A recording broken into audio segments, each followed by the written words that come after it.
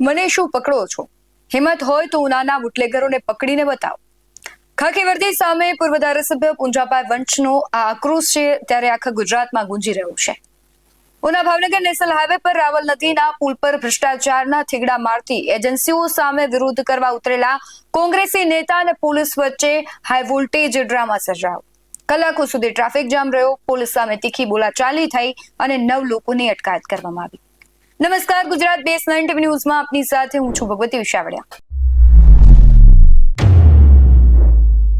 ટીમી ગામ વચ્ચે આવેલા રોડ પર નબળી જે કામગીરી છે તેના કારણે ભંગાણ પડ્યું હતું અને આ હાઈવે પર નેશનલ હાઈવે ઓથોરિટી અને સંબંધિત એજન્સી દ્વારા રાવલ નદીના પુલ પર એક બેસી ગયેલા ભાગ પર યોગ્ય રિપેરિંગ કામ કરવાને બદલે માત્ર થીગડા મારવાનું કામ ચાલી રહ્યું હતું.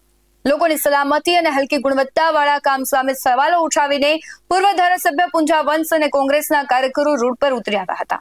પુંજાભાઈ વંશની આગેવાનીમાં હેઠળ જે રાવલ નદીના પુલ પર હાઈવેની બંને સાઈડ ચક્કાજામ કરી તંત્ર સામે ભારે સૂત્રોચ્ચાર કરવામાં આવ્યા અને આ ચક્કાજામના કારણે હાઈવે પર કલાકો સુધી ટ્રાફિક જામ થયો હતો.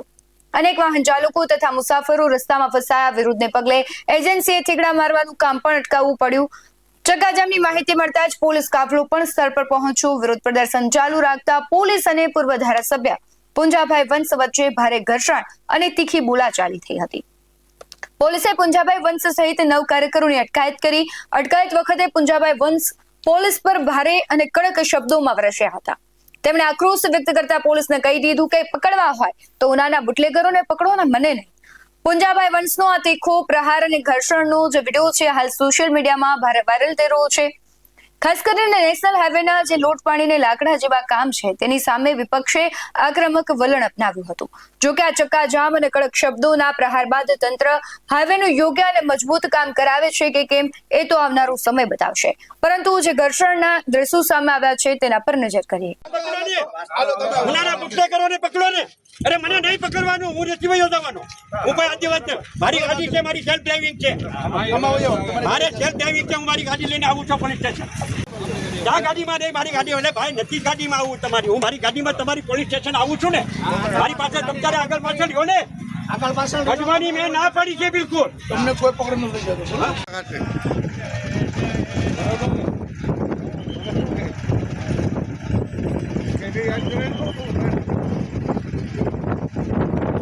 આ કોઈ એક જગ્યાની વાત નથી. રાજ્યમાં ઘણા બધા એવા હાઈવે છે, ઘણા બધા એવા પુલ છે કે જ્યાં ભ્રષ્ટાચાર ખૂબ મોટા પાયે થયો હોય ને ભ્રષ્ટાચારના ગાબડા પડી ગયા હોય.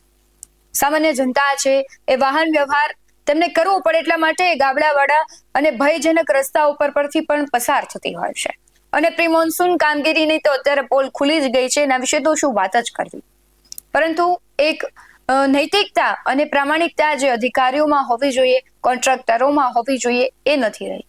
બસ આપણું ખિસ્સું કેમ ભરાય એને નજરે રાખીને જ કામ કરવામાં આવે છે. સામાન્ય જનતાના જીવનું જોખમ છે તેના વિશે કોઈ વિચારવામાં જ નથી આવતું. અને જ્યારે વિરોધ પક્ષ હોય કે સામાન્ય જનતા સવાલ ઉઠાવે ત્યારે સામે તેની અટકાયત કરી દેવામાં આવે છે, તેને દબાવવાનો પ્રયાસ કરવામાં આવે છે. આ કોઈ એક ઘટના નથી. રાજ્યમાં દરેક જગ્યાએ આવું બની રહ્યું છે. આ ઘટનાને લઈને તમારું શું માનવું છે કમેન્ટમાં જરૂરથી જણાવજો. બાકી આવા જ વધુ અહેવાલો સાથે ફરી મળતા રહીશું. તમે અમારી યુટ્યુબ ચેનલને સબસ્ક્રાઇબ કરવાનું, અમને ફેસબુક અને ઇન્સ્ટાગ્રામ પર ફોલો કરવાનું ભૂલશો નહીં. બાકી અમને અપડેટ્સ મેળવવા માટે જોતા રહો BS 90 ન્યૂઝ. નમસ્કાર.